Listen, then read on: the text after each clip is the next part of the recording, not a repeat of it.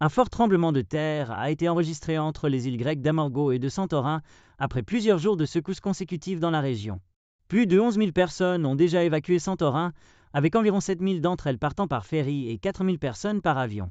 Le tremblement de terre a suivi deux secousses plus petites quelques minutes plus tôt et a été enregistré à 21h09, heure locale, comme une secousse d'une magnitude de 5.2, ce qui en fait le plus fort de ces derniers jours. On estime qu'il s'est produit à une profondeur de 5 km. Jusqu'à présent, aucun dommage significatif n'a été signalé sur l'île, mais les autorités ont pris des mesures de précaution.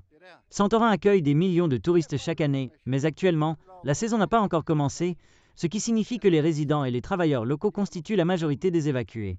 Les écoles de Santorin, ainsi que d'autres îles voisines, y compris Anafi, Paros, Naxos et Mykonos, resteront fermées jusqu'à vendredi, lorsque les autorités décideront quand elles pourront rouvrir. Vassili Kikilia, le ministre du Climat et de la Protection civile, a déclaré que des unités de pompiers spécialisées dans les catastrophes naturelles étaient envoyées à Santorin. Des équipes avec des chiens de recherche et un centre opérationnel mobile ont également été envoyés sur l'île, tandis que des hélicoptères sont en attente en cas d'urgence.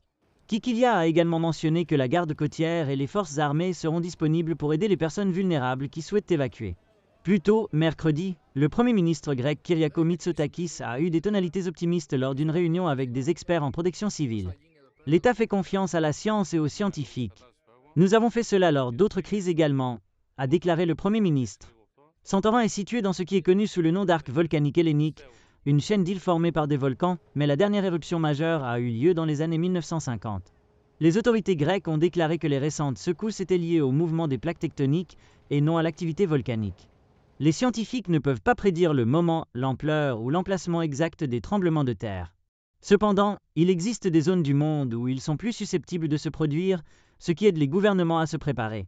Les tremblements de terre sont le résultat du mouvement des plaques tectoniques dans la croûte terrestre. Parfois, ces plaques se verrouillent ensemble lorsqu'elles se rencontrent, ce qui s'appelle une limite de plaque ou une ligne de faille. Santorin et d'autres îles grecques sont près d'une telle ligne.